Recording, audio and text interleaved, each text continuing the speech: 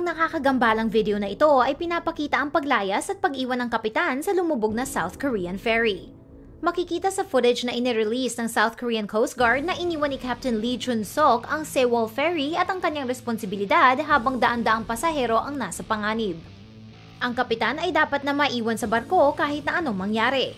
Ayon sa bagong footage na ito, ang 69-year-old na captain ay isa sa mga naunang tumakas mula sa ferry at nai-rescue mula sa palubog na barko. Hindi niya inisip ang kapalaran ng mga batang na-trap sa loob ng ferry. Dahil sa video ay mas lalong nagalit ang mga tao at ang kanilang mga akusasyon ay nilalabanan din ng duwag na captain.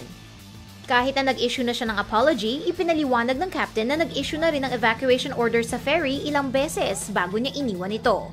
Ang captain kasama ang 2 crew members ng ferry ay kasalukuyang kinakasuhan ng homicide through abandonment at humaharap sa habang buhay na pagkabilanggo.